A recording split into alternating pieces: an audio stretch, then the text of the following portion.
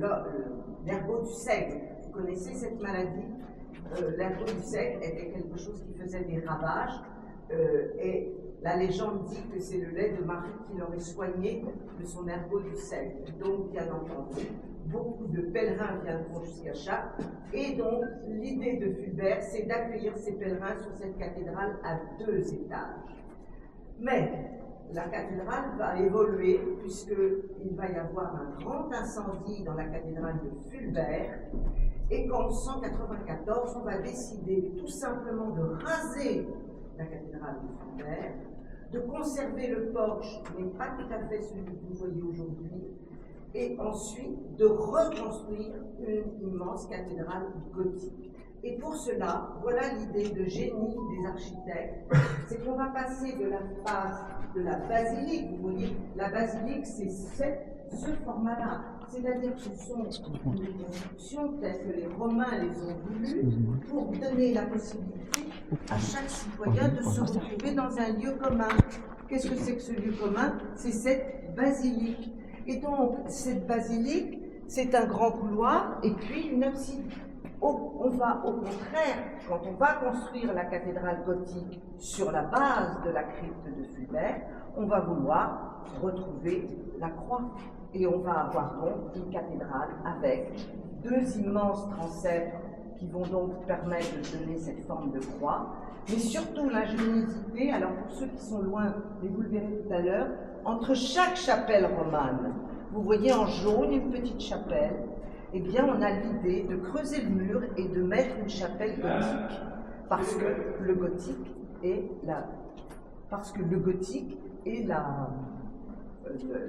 l'art à la mode, c'est l'art de l'élévation, donc au XIIIe siècle, on ne parle que de gothique. Nous allons pouvoir déambuler jusqu'à la cathédrale. Vous allez voir qu'actuellement, il y a une animation très importante dans la crypte, puisque l'idée, c'est de proposer à ceux qui le souhaitent, chrétiens, baptisés ou non baptisés, de revenir dans cet espace pour retrouver le sens que Fulbert avait voulu donner à cette crypte, c'est-à-dire tout simplement de cheminer en soi. Mais vous pourrez lire en passant rapidement, ou revenir pour pèleriner dans la crypte, avec des panneaux qui expliquent finalement qui est Marie, quelle est la manière dont Marie est priée à Chartres.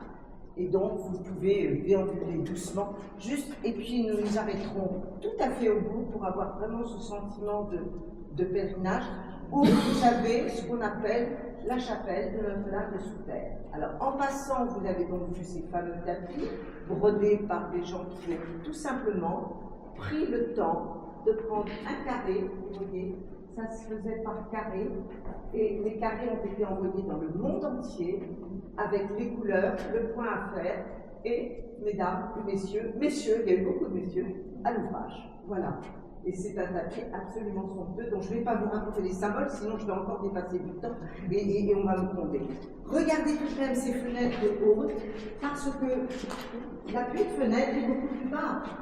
Et bien parce que lorsque la cathédrale romane brûle, que fait-on des gravats consacrés de la cathédrale romane? On va les étaler autour de la cathédrale, parce que c'est le seul espace consacré.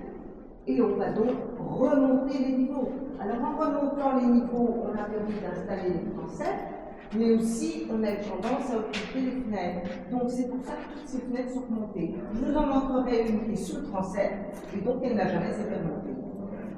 Les vitraux sont des vitraux modernes, qui sont dus à Suzanne Flandrin, et Suzanne Flandrin a souhaité faire des vitraux tels qu'on les utilisait avant le Moyen-Âge. Jusqu'au Moyen-Âge, on va utiliser le vitrail uniquement pour empêcher l'air de rentrer, avec, vous voyez, ce genre de petite grisaille. Ce n'est qu'au XIe et au XIIe siècle qu'on va utiliser le vitrail avec un message bien précis. Les petits carrés de verre vont pouvoir dessiner des sujets, raconter des histoires, et l'idée c'est que la lumière traverse le verre pour révéler ce qu'il y a dedans, comme l'homme doit se laisser traverser par la parole de Dieu pour révéler la parole qu'il a entendue. Voilà l'utilisation du verre. Et c'est pour ça qu'on va abandonner au XVe siècle. Le vitrail n'a plus rien à voir avec les vitrails d'enseignement. Si vous avez des petites questions tout en déambulant, nous pouvons progresser avec des silhouettes, vous voyez, de l'évolution de la cathédrale. Voilà la première cathédrale de Fulbert. Voilà, ça vous permet de mieux situer. Et vous voyez cette tour-porche très lourde, alors que quand la ville va brûler cette tour-porche, on va créer cette tour ici. Vous voyez, mais cette façade-là. Mais ce n'est pas encore celle que vous voyez aujourd'hui. Elle a encore évolué. Les décors que vous voyez, est-ce que tout le monde m'entend dans le fond? Oui. Les décors que vous voyez sont des décors beaucoup plus tardifs, 1860. Sachant que la cathédrale a été consacrée en 1260, après la Révolution, la cathédrale a été très vite reconsacrée. La crypte a été laissée aux marchands de vin et aux marchands de chapeaux. Et on a voulu, en 1860, reconsacrer la crypte. Et ce sont donc des décors 19e que vous avez sous les yeux. Et qui recouvrent malheureusement peut-être des décors plus anciens, puisque je vais vous montrer qu'un dégât des eaux a permis de dévoiler une peinture extrêmement ancienne, puisqu'elle daterait, en gros, on dit que le plafond a séché en 1024, elle doit dater de l'année 2028 ou 2030. Derrière, c'est du Remblai.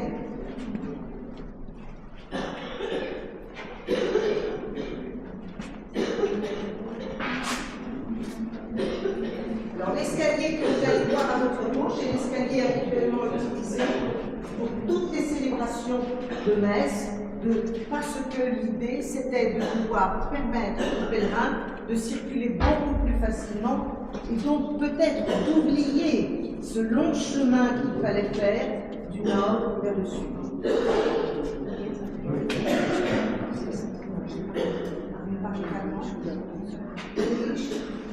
Alors, in English, no, it's a long way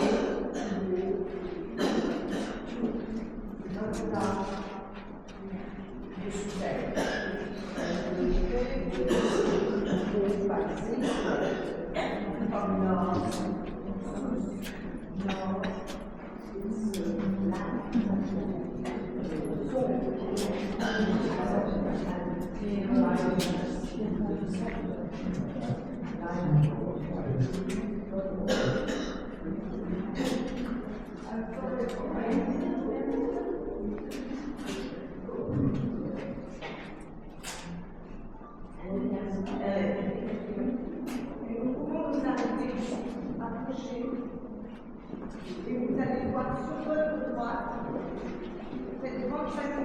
Resserrez-vous pour que vous puissiez m'entendre.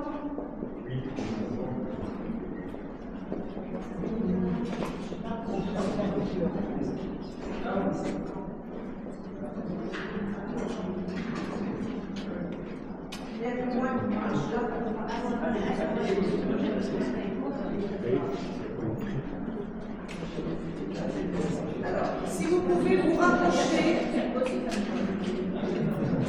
on ne touche pas les panneaux, s'il vous plaît.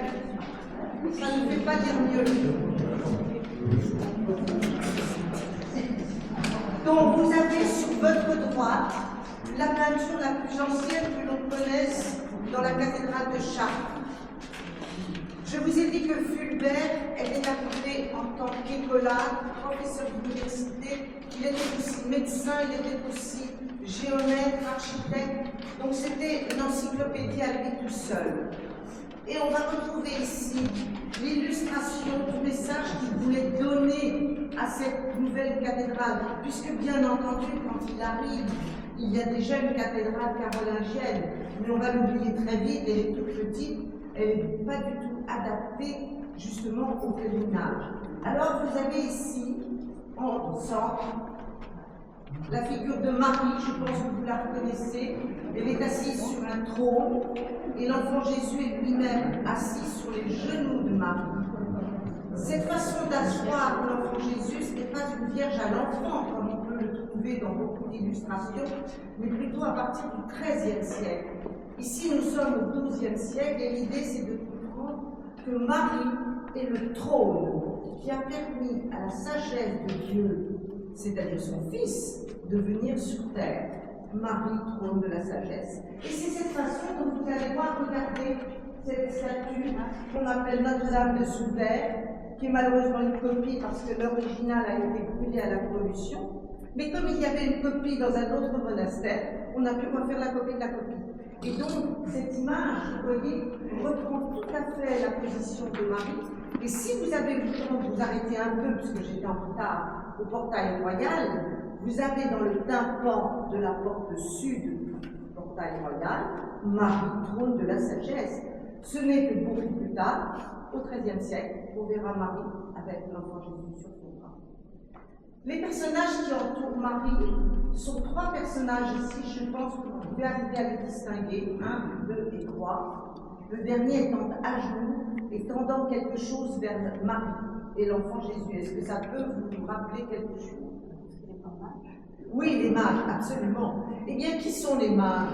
Les mages, ce sont les premiers pèlerins du Nouveau Testament, car on les a envoyés, ils ont été prévenus par l'ange qu'il y avait un phénomène extraordinaire qu'il fallait aller, enfin un homme extraordinaire qu'il fallait aller adorer, et donc ce sont les premiers pèlerins. Or, souvenez-vous, les anges, l'ange après dans leur sommeil, va leur dire de repartir, mais surtout de ne pas passer par chez Hérode, parce qu'il ne fallait surtout pas que le message que les trois mages avaient reçu en venant adorer l'enfant Jésus soit entre guillemets stoppé par l'intervention d'Hérode. Vous comprenez? À droite, alors, c'est une scène plus, j'allais dire plus commémorative, puisque ce sont Saint-Savinien et Saint-Potentien. Saint-Savinien et Saint-Potentien arrivent au IIIe siècle pour évangéliser le diocèse de Chartres. Et le grand personnage qui est vertical et qui, si vous distinguez à une auréole crucifère, c'est bien entendu le Christ. Or, vous comprendrez que le Christ n'a pas pu rencontrer Saint-Savinien et Saint-Potentien.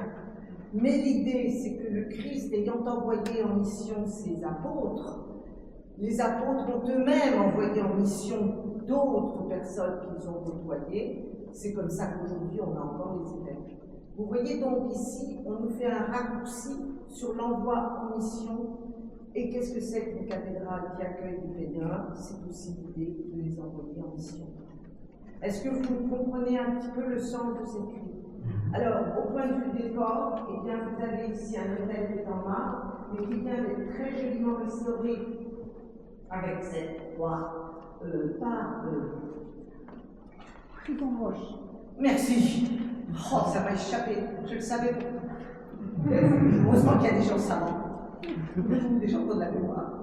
Voilà, c'est très joli ce qu'il a fait. Il a habillé cette croix qui était seulement sculptée dans la pierre, et il a surtout créé l'autel, le tabernacle, vous voyez, qui se trouve derrière, parce que le tabernacle était autrefois sur le côté. Et sur la logique, si vous voulez, la célébration pour les chrétiens de l'Eucharistie sur l'autel doit se trouver en lien avec le tabernacle où est conservé les restes de l'Eucharistie à la suite d'une célébration.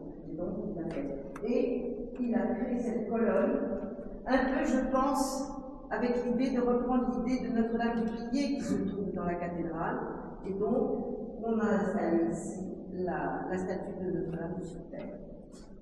Quand nous allons circuler, de loin, vous pouvez apercevoir, parce que l'espace liturgique, on essaye de le respecter, vous allez apercevoir de loin un petit reliquaire. C'est parce que à Chartres, on conserve tout de même, depuis 876, le voile que Marie aurait porté au moment de la naissance de l'enfant Jésus. Ce voile, au moment de la Révolution, a été profané, mais il y a eu de bonnes personnes qui ont sauvegardé ce voile, mais en le sauvegardant, quelques-uns ont choisi d'en prélever un petit morceau, on ne sait jamais, ça peut servir. Ce qui fait qu'il y a un certain nombre de familles dans lesquelles il y a encore des morceaux de voile. On a même reçu un jour un brocanteur qui avait trouvé une lettre sur laquelle un petit morceau de tissu était épinglé. Et après analyse, c'était vraiment un morceau qui provenait du voile qui servait à la cathédrale de Chartres. Donc ici, vous avez un des morceaux qui est dans un petit reliquaire. Le grand morceau se trouvant, lui, dans la chapelle du voile, dans la cathédrale de Chartres, dans une grande montrance, si vous avez eu l'occasion de vous y promener. Nous allons passer par le bas-côté et vous allez, on ne peut pas y rester longtemps et en plus de ça, il est très très mal éclairé. Mais vous allez voir un des vitraux significatifs de la cathédrale de Chartres. Je vous ai parlé de Marie qui reçoit l'enfant Jésus sous ses genoux. Marie est celle qui a permis à l'enfant Jésus de venir sur terre. Eh bien, Henri Guérin a créé une très très belle verrière dont le thème est Marie, porte du ciel. Marie est la porte qui a permis que le ciel se rouvre à nouveau pour les humains. Et malheureusement, les travaux nécessitent l'installation d'un ascenseur et l'ascenseur obstrue complètement ce vitrail, c'est très dommage. Mais vous allez apercevoir cette technique à la dalle de verre taillée à la marteline. Et on va juste parler un peu de la symbolique des couleurs. Vous allez voir qu'il y a du blanc, bien sûr, c'est le symbole de Marie, la pureté. Le bleu, c'est aussi le symbole du bleu du ciel, et surtout c'est le bleu de l'eau du baptême. Mais vous allez voir beaucoup de marron et de violet, des couleurs qui tout simplement symbolisent la terre. Nous sommes tous les humains issus de la terre. Et puis vous allez très bien voir cette porte qui se dessine, et au-dessus de la porte une couronne, parce que c'est aussi Marie couronnée. Voilà. Je vous laisse vous lever, déambuler, vous respectez l'espace, merci, et nous nous retrouvons de l'autre côté au pied des symboles. Voilà. Et je ne traverse pas par la vérité. Vous avez des marches.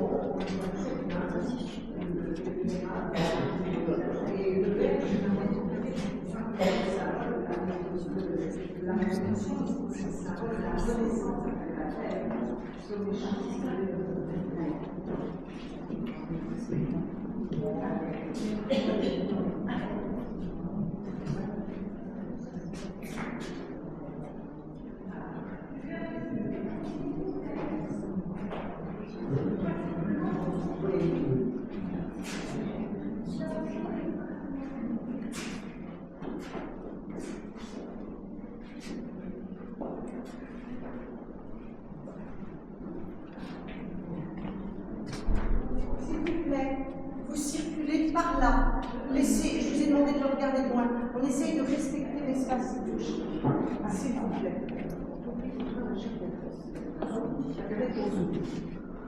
On essaye, voilà. Merci. Et circulez un petit peu vite.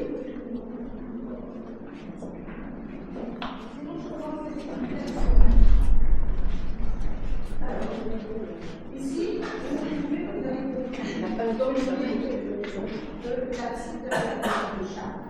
Et vous allez retrouver ces fameuses chapelles romanes et gothiques qui vont s'alterner, puisque entre chaque chapelle romane, on a construit une chapelle gothique. Avancez, avancez, parce que sinon les personnes ne peuvent pas s'écouter. Et nous trouvons un endroit assez important à Chartres, parce que, dans la cathédrale, parce que ça s'appelle le puits des Saints-Forts. Est-ce que les personnes qui vous êtes en langue étrangère? Je suis fraîche. Il est toi. Comment est-ce qu'on dit le puits? Le puits.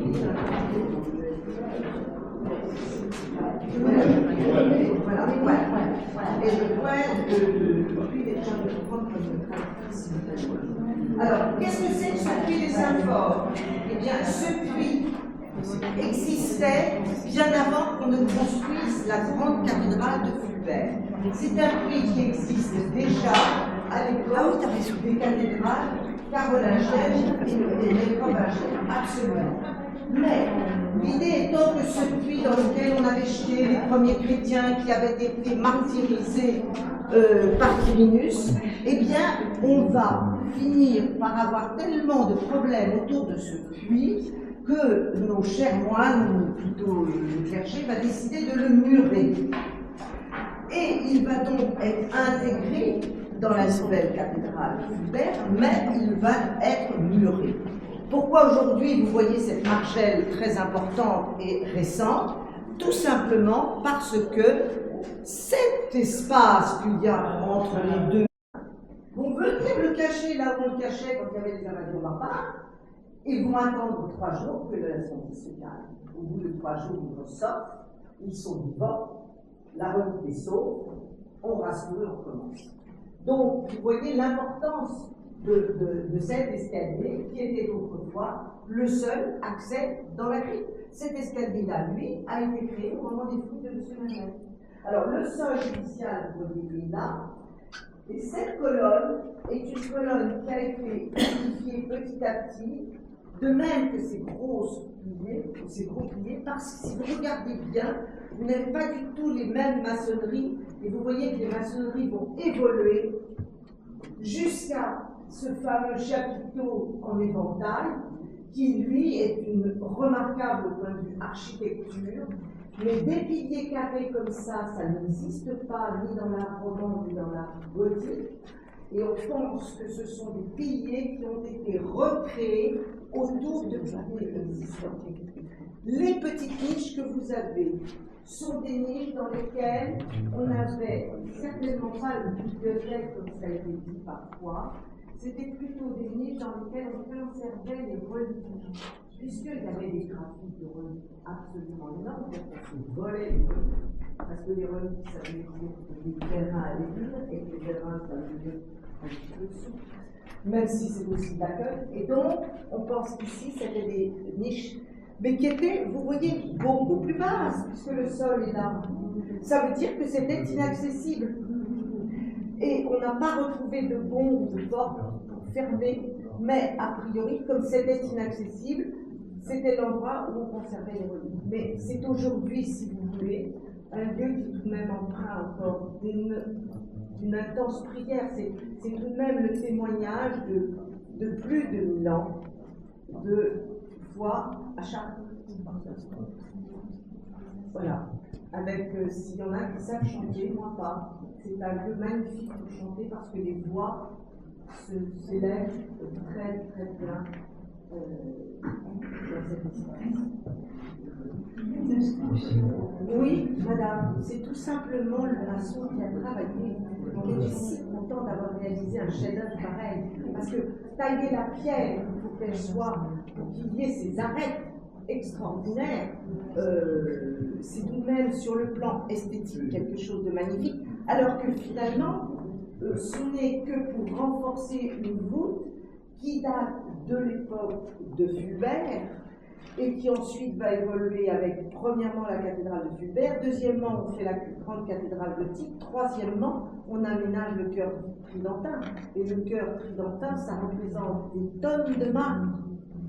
Donc il fallait bien que ici, entre guillemets, ça tienne. C'est tout de même un des fleurons de Chartres, c'est qu'elle a été construite en 32 ans et qu'elle tient.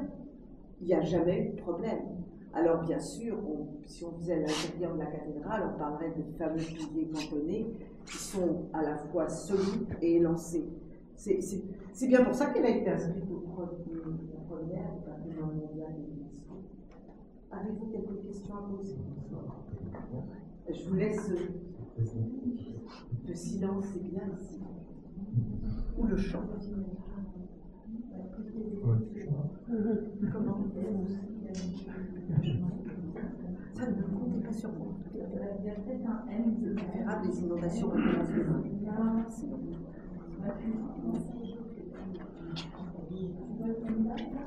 Bien sûr. C'est tout à fait copié. Oui, ça évoque tout à fait les piliers de soutènement des temples égyptiens. Les papiers de... Oui, fleurs de lotus. Mais cette alternance de pierres et surtout cette architecture qui correspond à quelque chose qui était par ici et qui était au contraire de l'autre côté.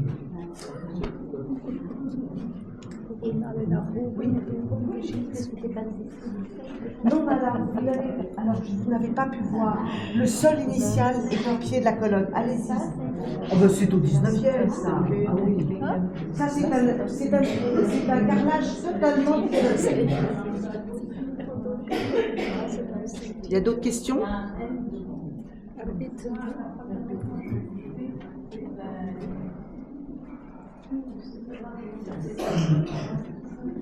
Je vous propose de poursuivre et surtout si vous avez des questions, n'hésitez pas.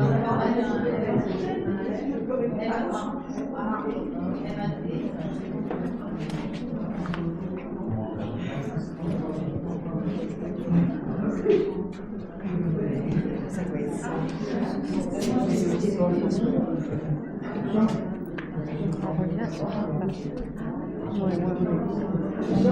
Mais si vous chauffez, il y en a un autre dans notre groupe. Et quel est ça?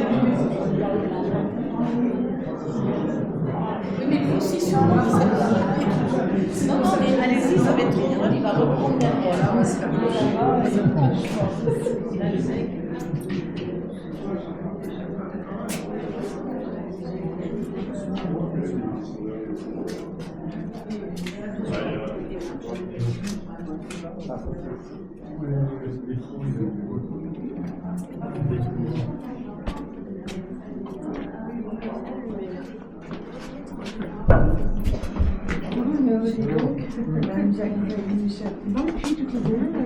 Vous allez remonter, vous êtes justement face à une des premières chapelles gothiques.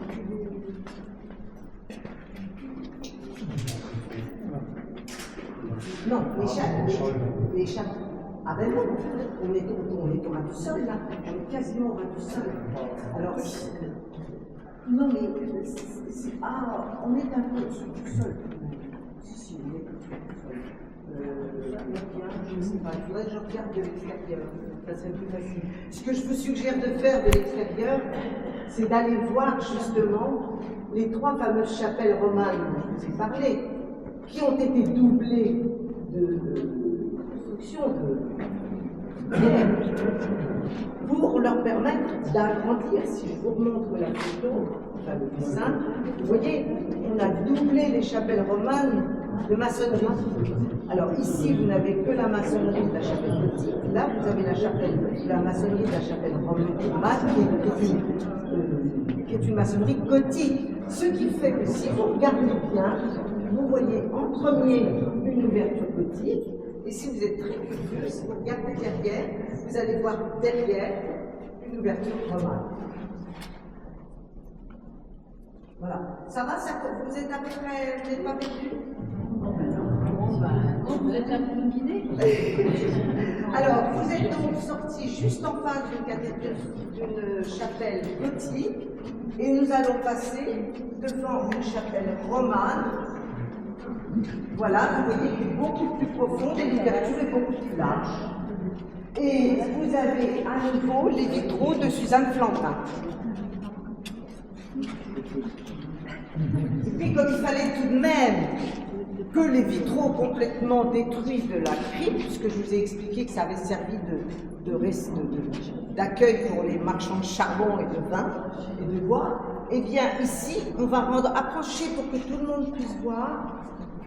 On va reprendre dans cette chapelle gothique deux vitraux qui ont été créés par Gabriel Loire quand il travaillait aux établissements lorrains et qui représentent Saint-Fulbert. Vous voyez que Saint-Fulbert, évêque, il a donc la crosse, la mitre, et il a à ses genoux, à gauche, des enfants qui travaillent, je dirais, la matière, c'est-à-dire que ce sont plutôt des travaux manuels, et vous les voyez à droite, avec des livres, et c'est l'enseignement intellectuel.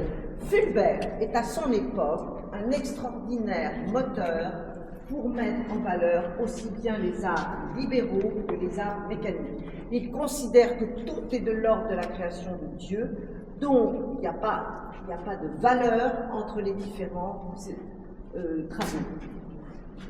Ici, nous sommes donc dans la chapelle axiale de la cathédrale, chapelle donc romane, avec des vitraux qui sont des vitraux également modernes, réalisé par le père. Le coréen. Tu vas encore m'aider? Le coréen. Non. Notre-Dame. Merci. Alain Couturier. Ah, toi, tu l'as vu, Guylaine. Mais non, mais je sais qu'elle le savait. C'est pour ça que j'étais. Alors, le père Couturier était des bénédictins. C'est lui qui a créé cette fameuse. Un dominicain, c'est lui qui a créé cette fameuse chapelle au-dessus de Saint-Gervais, où on accueille Notre-Dame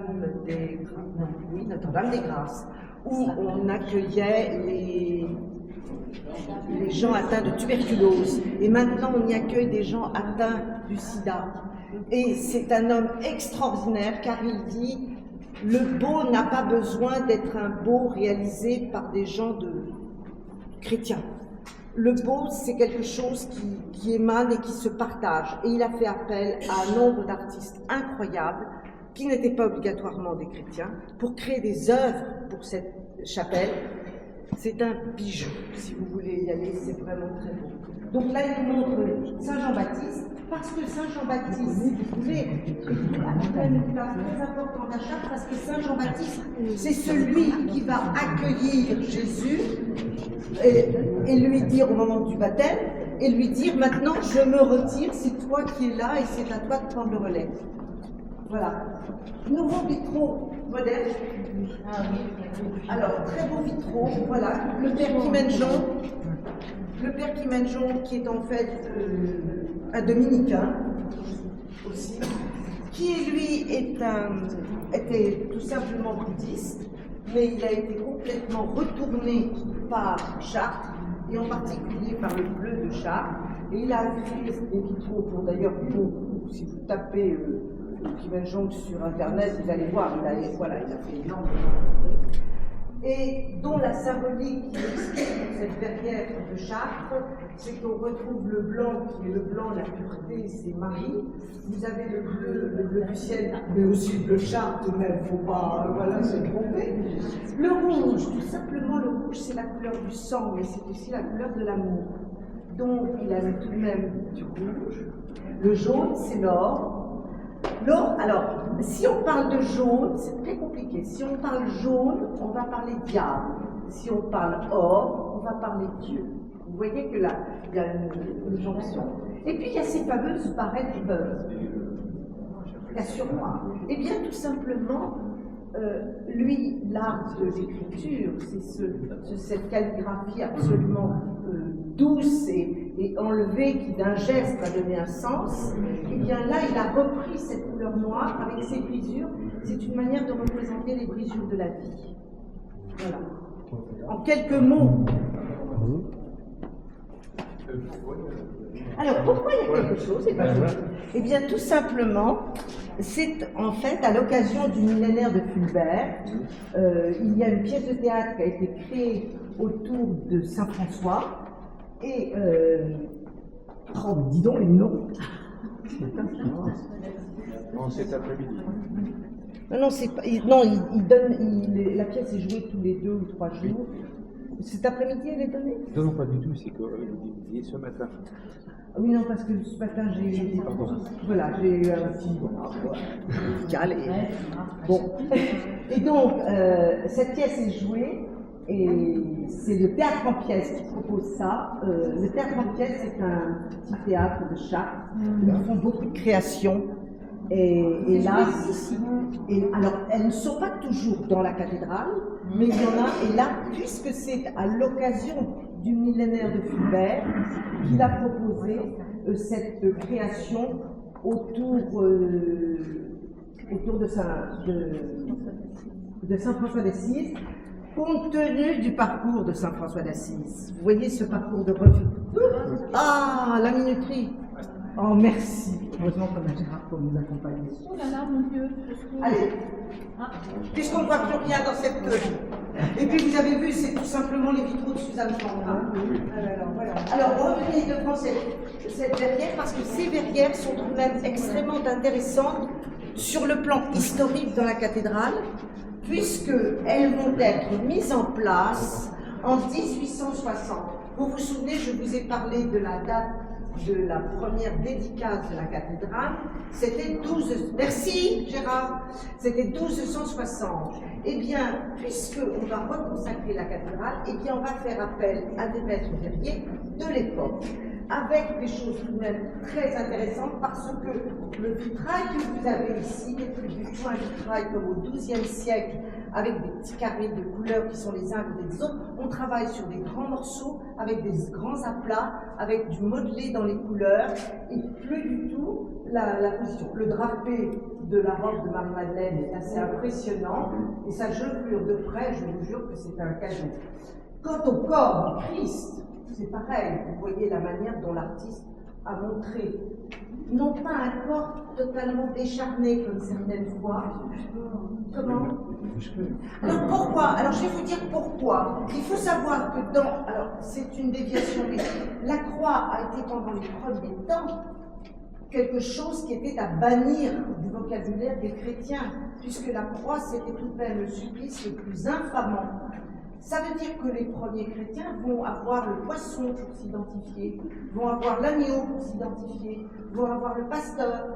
Et ce n'est qu'après qu'on va oser parler de la croix et qu'on va aller jusqu'à faire des croix glorieuses. Vous en avez certainement rencontré dans les lieux que vous avez visités.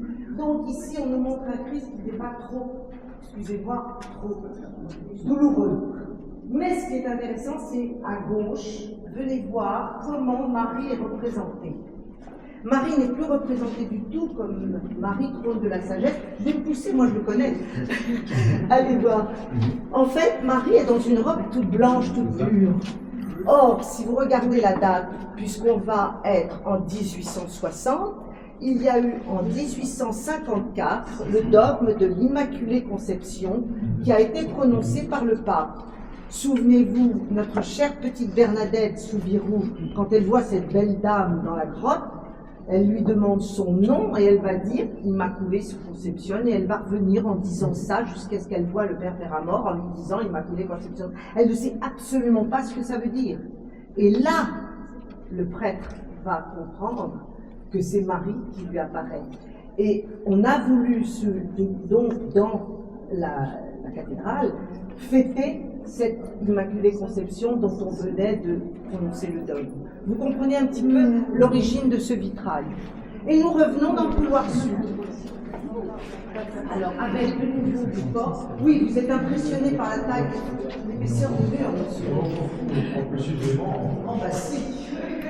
Et nous sommes dans le couloir sud et nous retrouvons, regardez, les constructions gallo-romaines.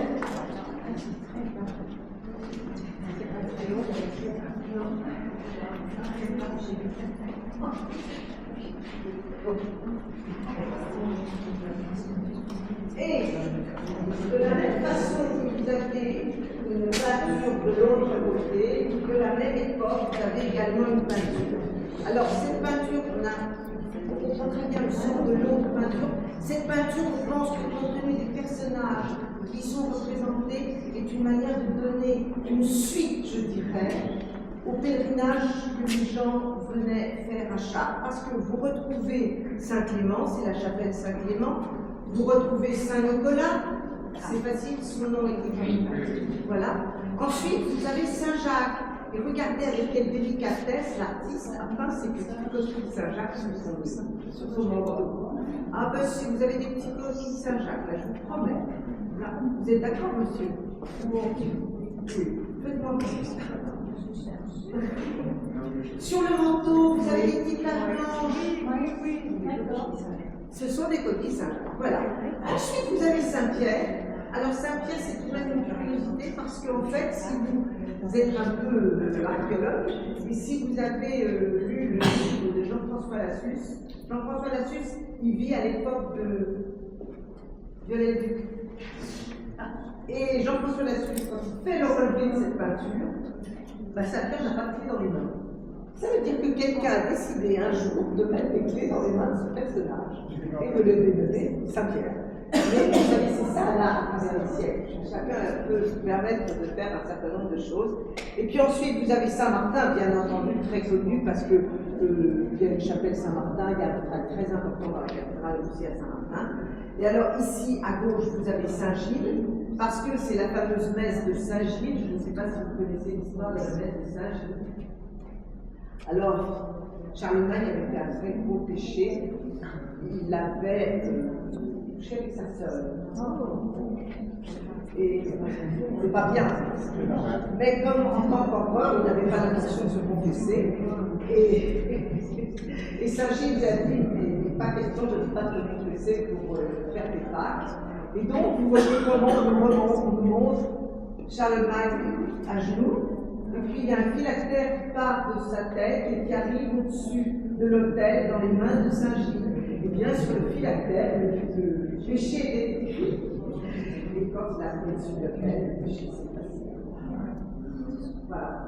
Et de l'autre côté, alors vous avez le dernier-né des vitraux de la cathédrale de Chartres, cette petite chapelle, qui est intéressant pour tous ceux qui s'intéressent au pèlerinage, parce que nous avons voulu faire quelque chose d'un peu ludique aussi pour les enfants qui viennent pèleriner. Donc une vitrine avec un certain nombre d'objets de pèlerinage, mais surtout c'est ce vitrail qui est assez extraordinaire, qui vient d'être créé par Flore Naber, et Flore a créé cet esprit saint qui change de couleur suivant les heures, et qui, c'est une interprétation, alors qu'il fallait conserver tous ces barreaux derrière pour la sécurité de la cathédrale. Eh bien, on a l'impression que l'Esprit Saint est plus solide que ces barreaux qui passent à travers les barreaux. Ça nous a choqué, quand on l'a vu installer pour la première fois.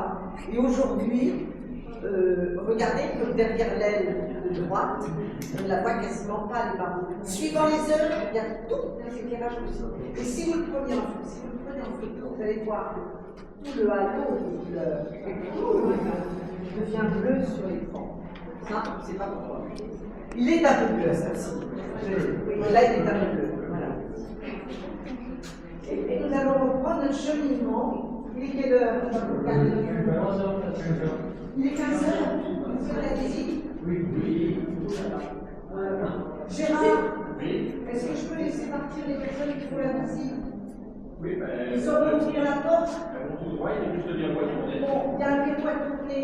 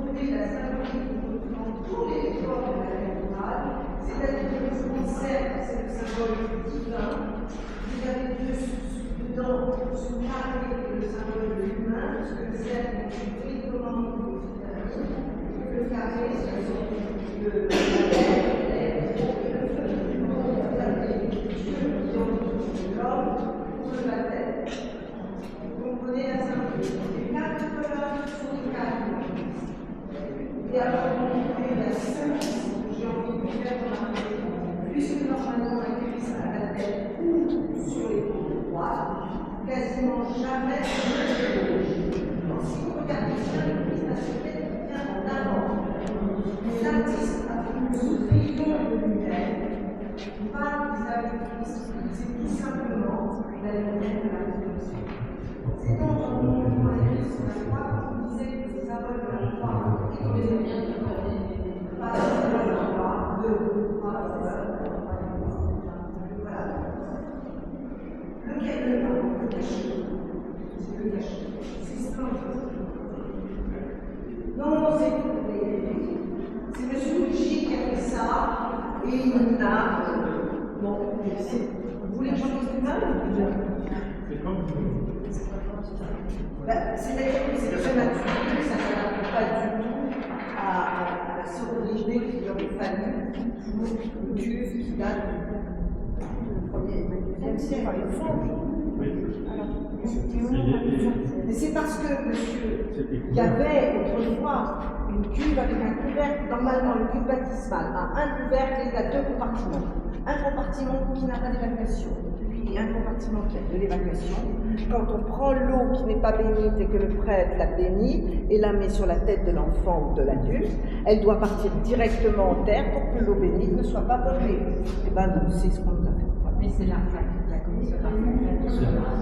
Oui, mais la commission d'art sacré, elle peut dire ce qu'elle veut quand M. Rougy a dit quelque chose.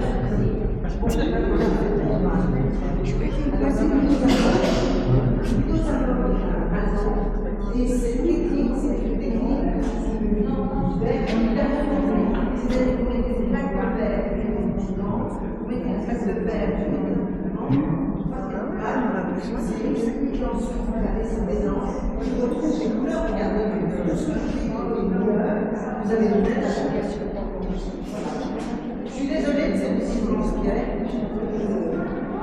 Ah non, ce qui m'étonne, c'est un petit cache. Tu vois le triangle qui est à peu près.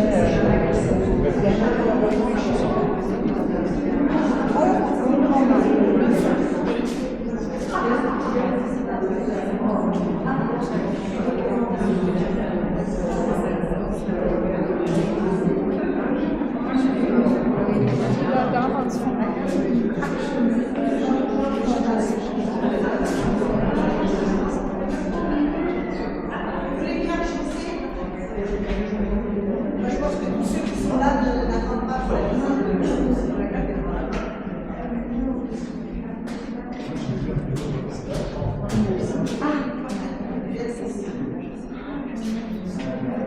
Ça, c'est pour faire les concessions. Oh là là. Ça, sur les ouais. Ah ouais.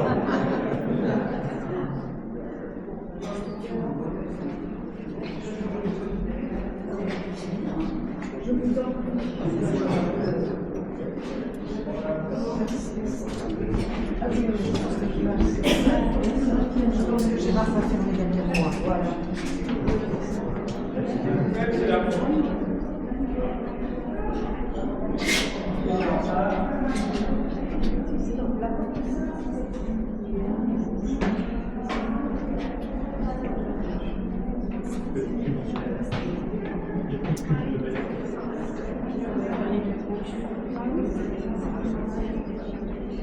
Ça c'est pas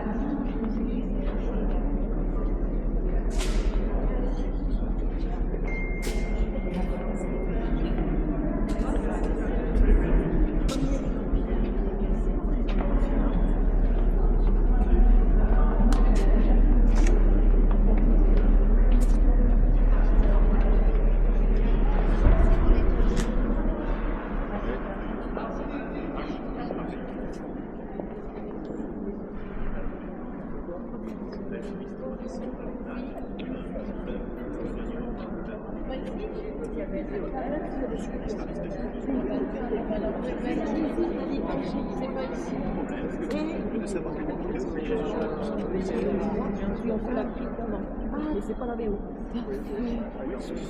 Alors, excuse-moi de les avoir rendus en retard. Mais tu sais, je suis toujours un peu loin. C'est pas grave, parce qu'il y a des choses à dire. Il y a quelqu'un qui m'a appris des choses. Non, non, il doit y avoir les autres, là, ceux qui sont, qui vont avoir la VO. Ah, c'est à toi, très bien. Par contre, ceux-là,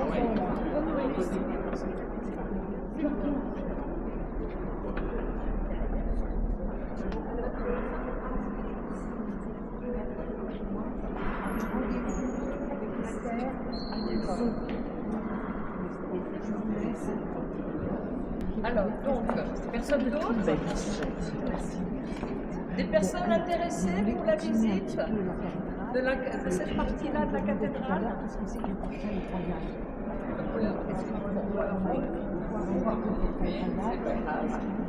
Donc, moi j'ai un peu on va dire ça. Donc, on était, alors, on retrouve sur l'espace de chambre exceptionnel, on va même.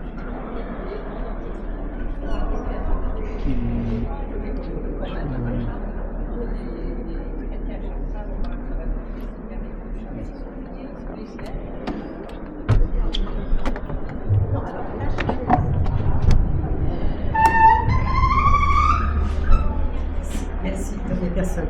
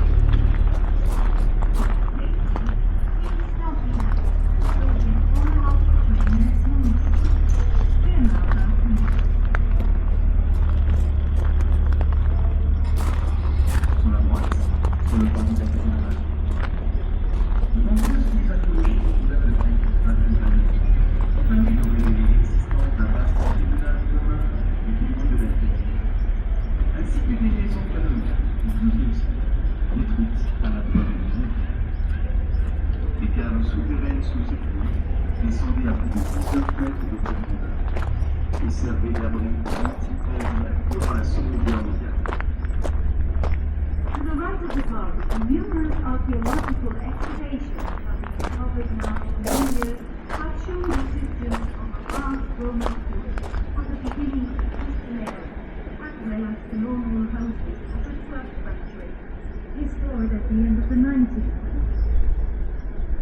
underground cellars went below the excavation, more than 90 meters deep, and were used as air raid shelters during the Second World War. The complete room was protected